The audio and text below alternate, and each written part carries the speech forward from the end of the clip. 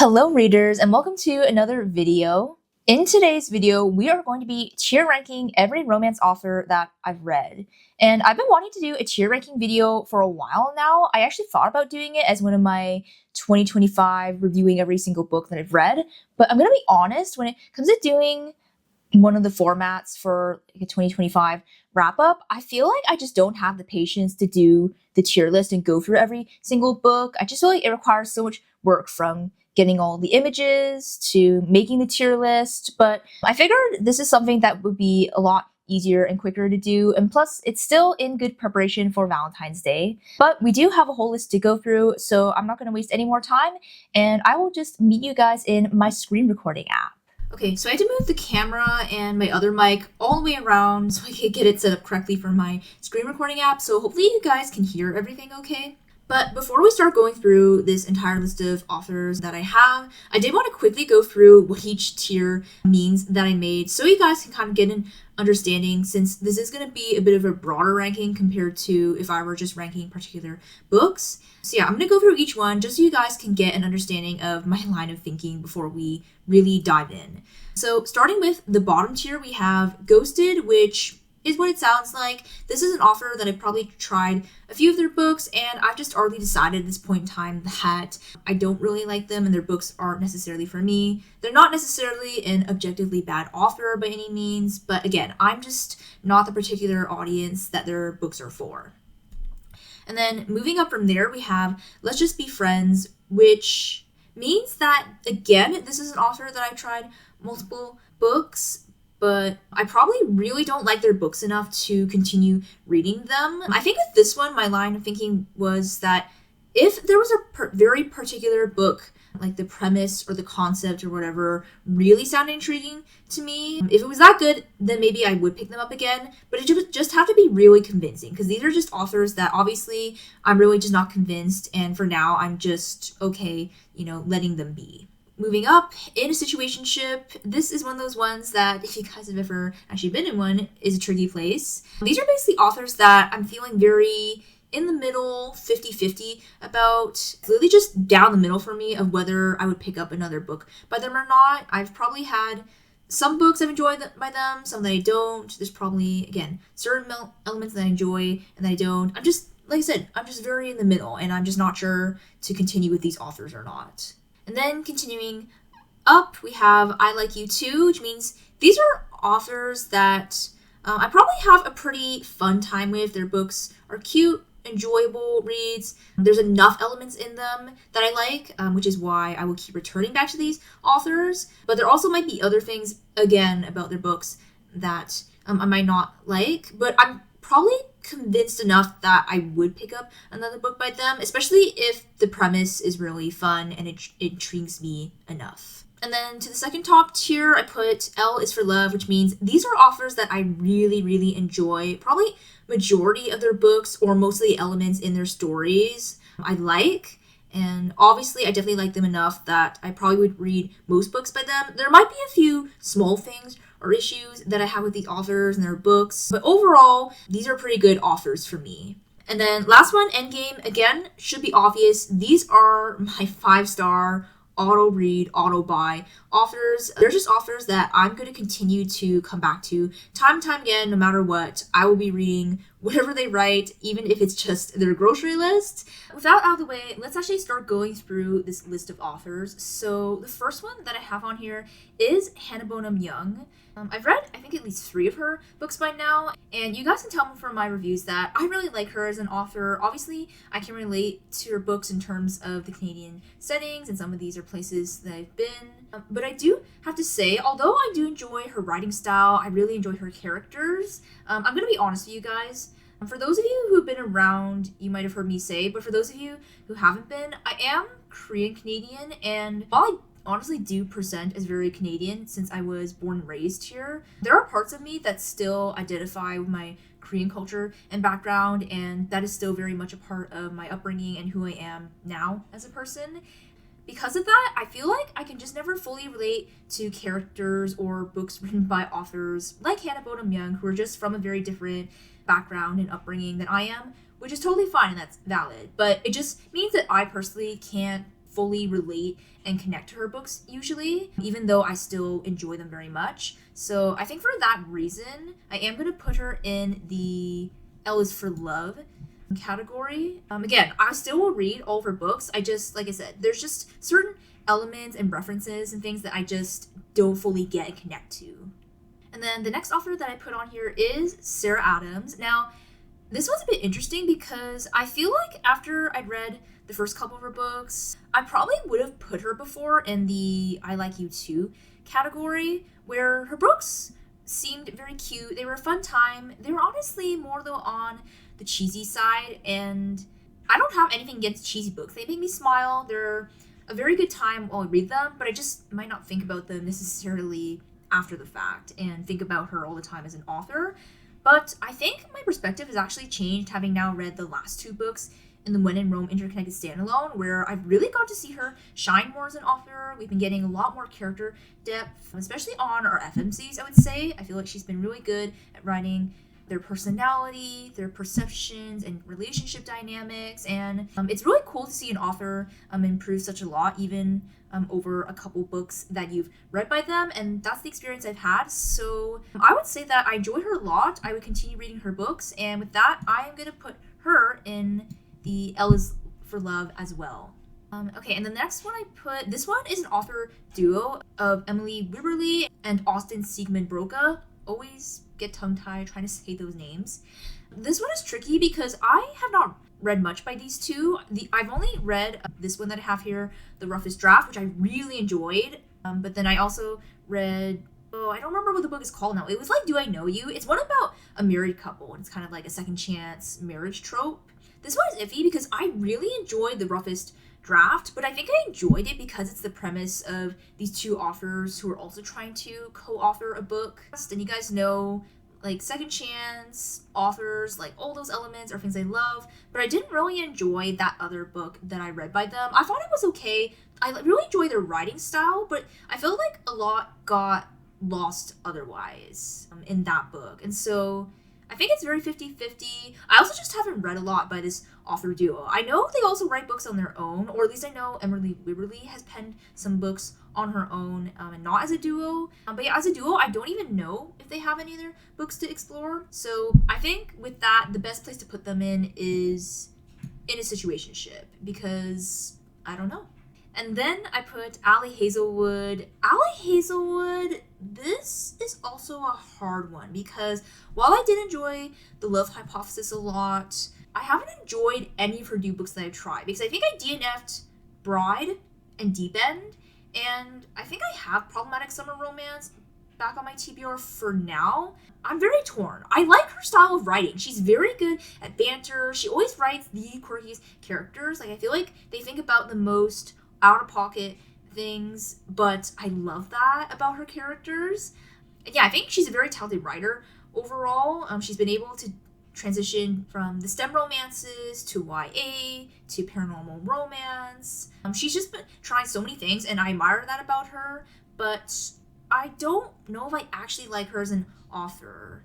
I liked her more when I started reading, but after having voiced all that aloud at this point in time, I think I'm also going to put her in a situationship. I know it's going to hurt some people because she is very popular and a lot of people like her. And like I said, I do like her, I think, overall still. And I like her writing style. It's just something about the different premises that she's been coming up with her latest books that I'm very iffy because they're just not for me. So unless she writes something that's more up my alley, I guess, yeah, that's where she's going to be. Then next up we have Lucy Score, and I'm going to be honest, as soon as I saw this one, I already knew where I was going to put this author, and I know this is probably going to hurt some people again, but I am going to put her in Ghosted. I'm so sorry. I've tried multiple of her books now, and I have not liked a single one, but I just feel like I got a good enough sense of her essence of writing style that I just already know that she's not the author for me. I feel like it's been getting so much easier to pinpoint what I like and don't like as I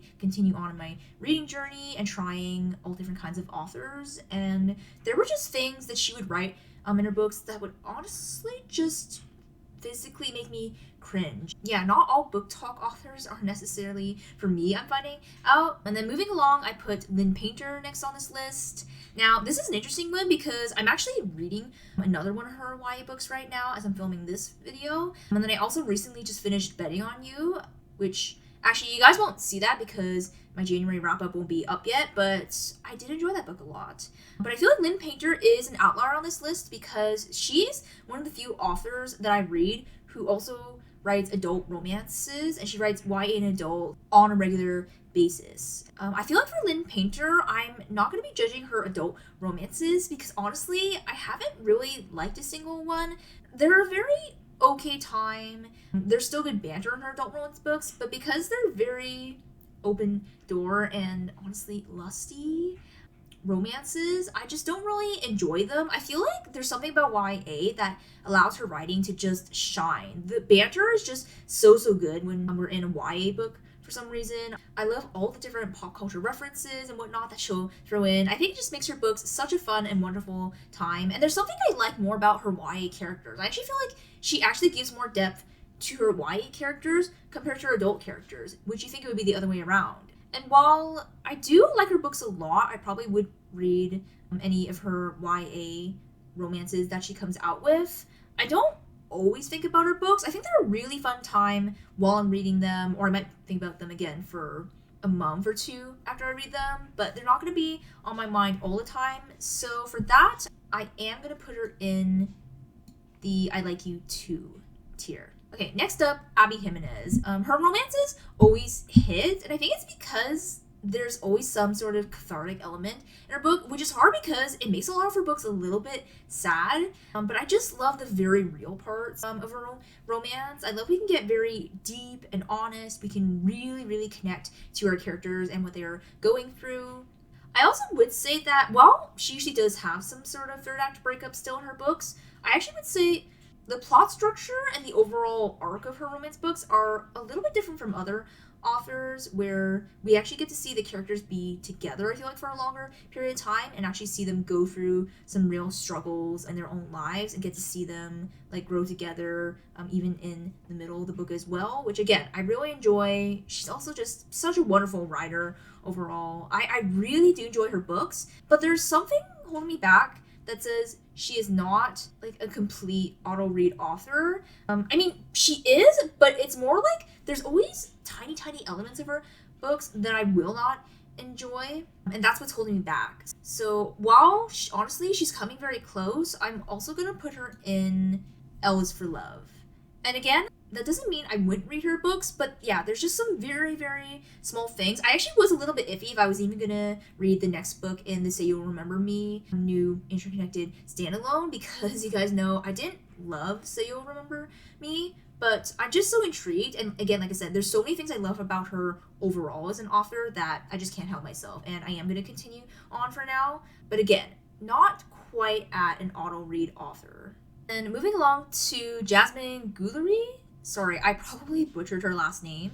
Again, this is another one. I've read multiple books, and I already know I'm going to be putting her in the ghosted category. My opinion was really solidified when I read, I think it was her novella in last year's Amazon Valentine novella series. That was a mouthful to get out. There's just not much I can really note about her. Like, I honestly didn't really like her writing style. I didn't think her characters, or again, the way she wrote and presented them, were that great or memorable. But I think the one that I did finish, Royal Holiday, it was just not good. Like, I don't know what to say. Like, the plot was just not very, well thought out. I just didn't really understand where we were going in that book. Like, yeah, just a bunch of things that I could just not really get on board with her. And also the fact that, again, her books are more on the lusty side, which I've already said I don't prefer. So yeah, unfortunately, I think my time with her is done. Carrying on to Uzma Jalaluddin. Now, I think this author is actually one that is very underhyped, and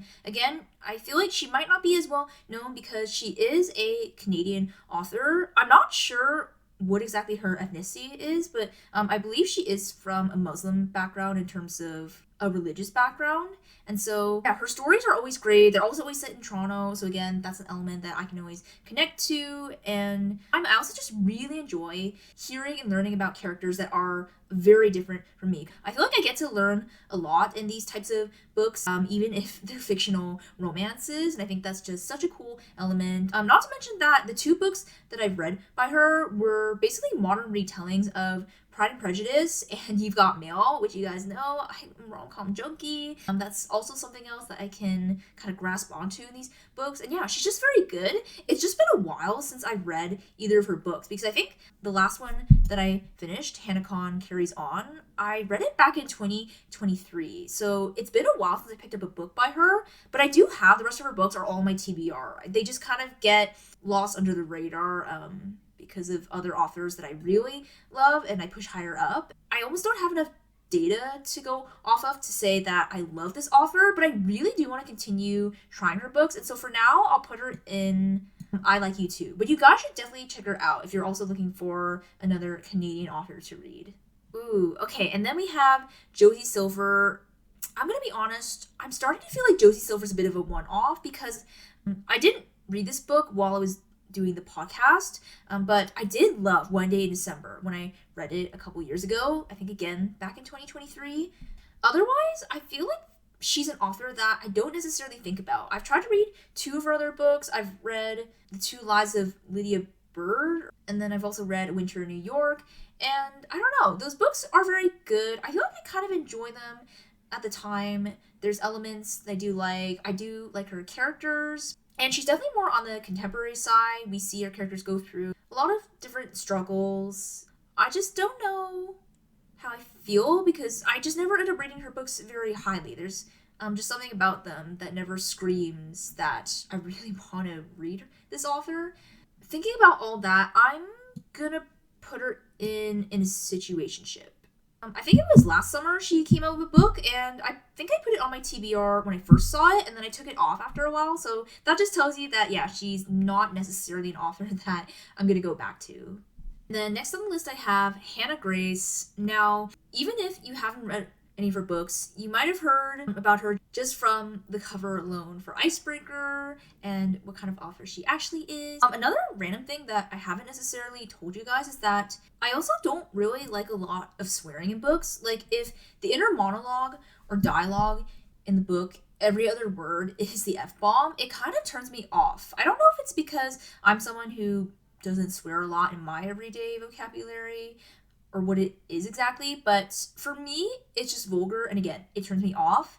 So with that, the spice, and the fact that all of our books are just about college-age students, hockey players, sports romance, I'm just gonna put her in Let's Just Be Friends, because yeah, I DNF'd Icebreaker and Wildfire, and while I did enjoy and get through Daydream, it was just okay at the end of the day. Like, I never think about that book ever, even though I actually did really like our FMC Hallie because she's a bit of a softer female character. There's just nothing else about Hannah Grace that screams I would want to keep going back to her, and there's also just enough things I don't like that I'm okay leaving her here.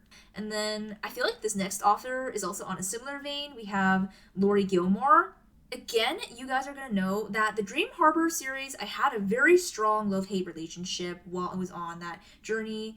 I just don't really enjoy her romances overall. I feel like she's the type of author that I would have enjoyed her books a lot if I'd read her at the start of my reading journey a couple years ago. And while her books are very bingeable, because they're very easy to read, they're all just, small-town romances, there's just nothing else I can note about her that I can say I can like. So similarly, I'm going to put her in Let's Just Be Friends, because while I enjoyed some of my time in the Dream Harbor series, you guys already know, I think I've said it once or twice at least now, I'm not going to continue the Dream Harbor series, even though there is another book coming out this year, and I honestly just don't know what else she could write that would intrigue me to go back to her and try another book by her at this point in time. And continuing on, we have Liz Tomforde. Now, this one is very interesting, where you guys know I actually did enjoy the Windy City series a lot, particularly as the books went on. I feel like we got to see a bit more character depth as each book went on, which I feel like is also typical of any interconnected standalone. But with this series in particular, I just really felt it, and we got to see more of each of the characters, especially as, certain characters would pop back up from previous books. And I just love the journey that we got to go on, how much growth we got to see all of our FMCs and MMCs go through. And I don't know, just watching each of their love stories was honestly pretty enjoyable for me. But I feel like the problem is Liz Tomforde hasn't written anything else. And even the next book that's coming out is a Windy City series spin-off, which I am going to be reading that because I want to see her write something different, because I'm going to be honest, I'm still not on the sports romance train. This is one of those few series that I've been able to read and complete. While I did really enjoy the Windy City series a lot, I'm a little on the fence and I want to see what she's going to be able to do next. So for now, I would have to put her in that I'm in a situationship. I could start being able to write other types of romances and like start to branch out a bit, but I'm just not really sure at this point in time because again, I just haven't seen that yet. So we'll have to see. Sorry, I had to go put on a sweater because I was getting really cold sitting here. But anyways, continuing on, I put Christina Lauren. Now, this is another author or author duo in this case where I feel like they're a bit of a one-off for me. I loved Love in Other Words when I read it. So again, this is a book that also got me back into reading at the start of my journey. I feel like for that reason alone, I think about it a lot. It's also their only contemporary romance to date that they published. And the rest of their books are all rom-coms. And I don't know if it's the rom-comminess of their books that doesn't do it for me, but just overall, I never enjoy any of their books. Like, I feel like their books are kind of a fun time, but I also have issues, like, again, in terms of language, and sometimes the characters can get almost a little bit too out of pocket, but at the same time, I also still enjoy the quirkiness, especially of their FMCs in their books. I don't know. There's something about this duo that I just never truly enjoy their books. Also probably the fact that their books tend to get pretty spicy. Yeah, I feel like I'm sounding very iffy on Christina Lauren right now, and yeah, I just never felt compelled to pick up another one of their books. I feel like the last book I read was In a Holidays. Having said all that, I'm gonna put them in a situationship. And then next up, I have Carley Fortune. I feel like I also just kind of like her books, but I never really loved them. I feel like definitely in terms of setting, she is the queen of setting descriptions. I don't know what it is about all the different settings across Ontario, or in the case of that one book she wrote in PEI, but the way she's able to describe setting, the detail, it just sets the mood so right and puts you in the best mood to read a summer romance. But I feel like otherwise, I don't always love her characters, I don't always love the plot. I can't agree with other people in that sometimes the plot gets a little bit lost in her books, and I don't really know where we're going. But they always do put me in the best summer mood, and anytime her new release comes out, I do keep my eye out for it still. Although I will say, I'm not super excited to pick up her newest release for 2026, having read the description of it. But I am gonna put her in I Like You Too. You guys, looking at the next author here, Annabel Monaghan, you guys already know, if you know me, where I'm gonna put her. So actually, I'm just gonna say it. She's endgame for me. I love her. She is totally an auto-read, auto-buy author. I think at this point in time, I bought every single one of her adult romance books. And she is such a different romance author. I just haven't found anyone quite like her in terms of writing style, but even just the way that she depicts her characters in such realistic and messy situations. She's one of the few romance authors that also writes FMCs that are a little bit on the older side, because I feel like majority of the books, at least that I'm picking up, I guess besides YA books, the characters tend to be pretty much in their 20s, which obviously is relatable because, at least for right now, I'm still in my 20s. But I do like that our characters tend to be on the older side in their 30s. They're usually divorced, single moms, which is weird because I'm not in the stage of life where I can relate to that necessarily, but I just like reading about characters in that stage of life for some reason. I think the themes of like starting over in her books is what I enjoy. And I like seeing characters, start over, get second chances in life, whether it's in their love life or just other areas of their life, and getting to see them find success and their own happiness and kind of redefine themselves in the way that they actually want to be seen and who they want to be. The romances are always just written in the best way. They're probably a bit slow for people who prefer like quick rom-com, very bantery type of romances. But if you want a slower type of romance, a quiet type of love in a romantic relationship in a book, then again, Endgame. And then Tessa Bailey. Okay, sorry, but immediately I'm hardly going for She's Ghosted. I've tried to read a couple of her books. There are multiple issues that I always have of her books, things that make me cringe, nicknames in particular, although I won't necessarily say what those are. I do like the quirkiness of her characters and the banter. I think that's definitely where her writing shines, and obviously she's very talented. I think I've heard that she's written at least 69 romance novels, which is crazy. So obviously she has got the talent, but again, I'm just not part of her audience. And then Megan Quinn. I'm gonna be honest, I feel like she's along a similar line of Tessa Bailey. I don't love her books. I do think her books are ridiculously funny, maybe almost a bit outlandish at times, but they are very funny, and if I just really need a good laugh, I feel like any Megan Quinn novel that I try to pick up just gives me that, totally delivers. But otherwise, I just don't really know what else I like about Megan Quinn. Obviously, her books are a little too spicy for me. I don't know. I just haven't really felt compelled to pick up another one of her books. Although I think I still do have this book on my TBR, Till Summer Do Us Part, because the premise did sound kind of fun and it sounded like a really good summer book from what I've heard from other people that have read it. Otherwise, I don't feel super compelled. Actually, if you guys can convince me on any of these authors, please let me know down below, because I am easily swayed, and so maybe I would give some of these authors one more try. I think it's best if we just be friends. Ooh, okay, and then we have some good ones on this last part of the list. Ashley Poston. Now, Ashley Poston is a bit of a weird author where I always struggle with plot in her books. I feel like plot is not necessarily her strong suit, and it tends to get a little bit lost amidst building the romantic connection and the romance arc.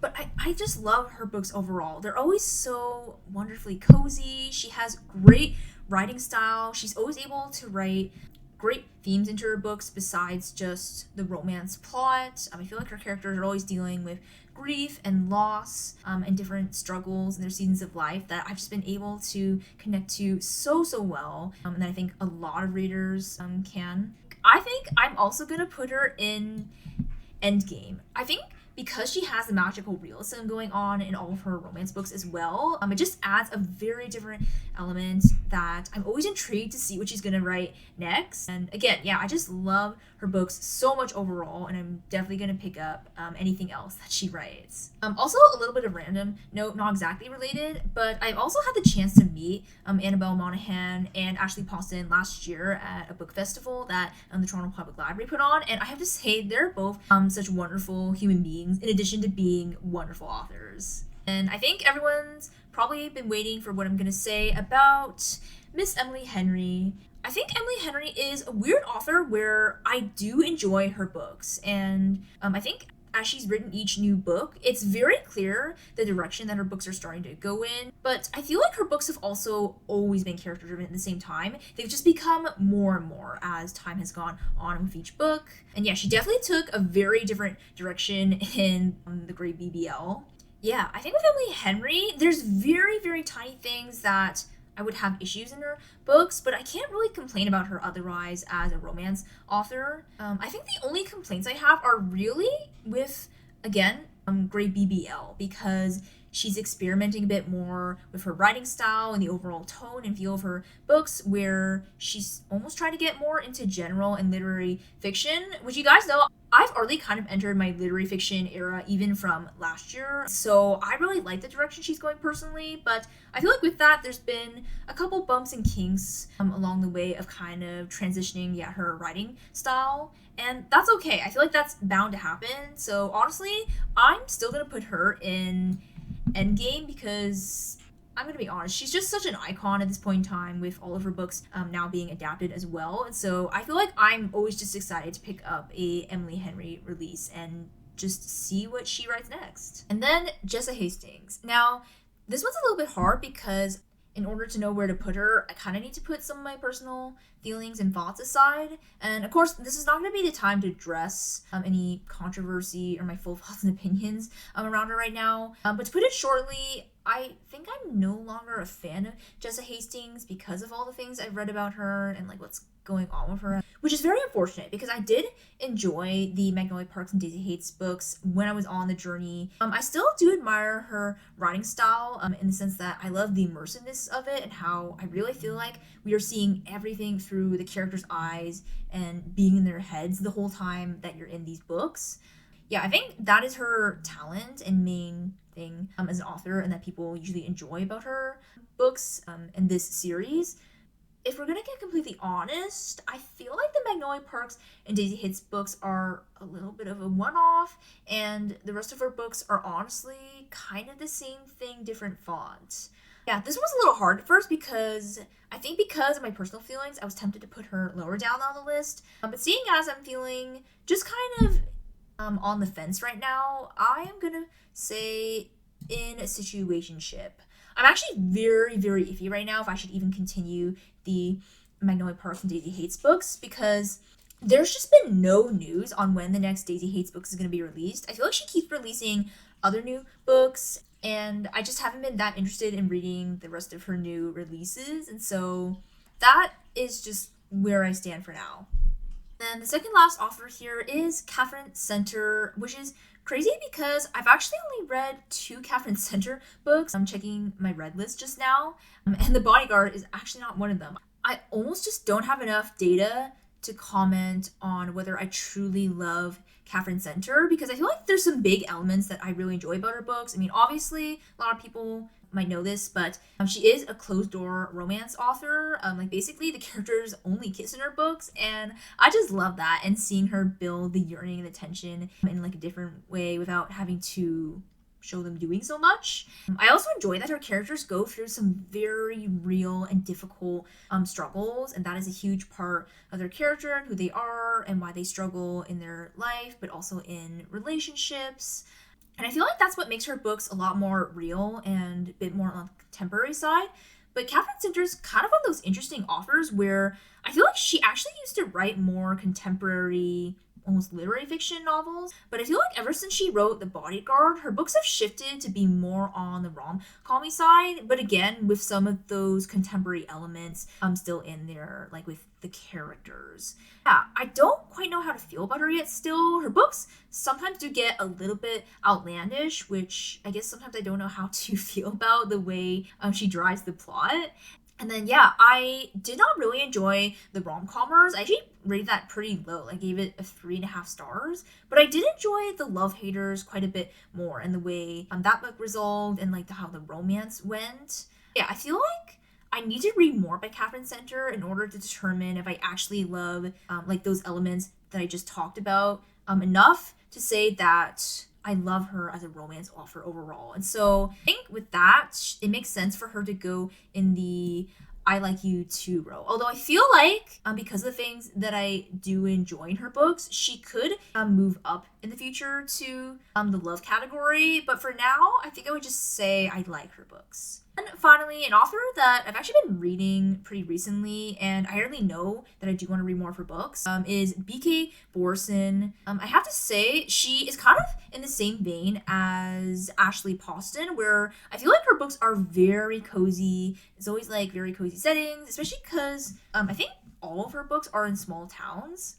There's something that's also just very cozy about the characters themselves and the way she writes and depicts them. I don't know if it's just there's type of personalities and the traits that they possess, but yeah, I always just find there's just so many different cozy elements in her books. The part where I struggle for her, and the reason I said it's in the same vein as Ashley Poston, is the plot. I feel like plot always starts to get a little bit lost in a B.K. Borison book, at least again the ones I've read so far, and I can just never fully get on board. Obviously, I had some other like particular issues as well with Good Spirits, since that one was also a paranormal romance. I feel like I need to read a little bit more like her in order for her to also move up to the love category. So for now, I don't know, it's hard. I do really, really love certain elements though of her books. But again, I just feel like I need to read a little bit more to know for sure. I think although again, there are certain parts of her books that like I just talked about that I haven't really enjoyed,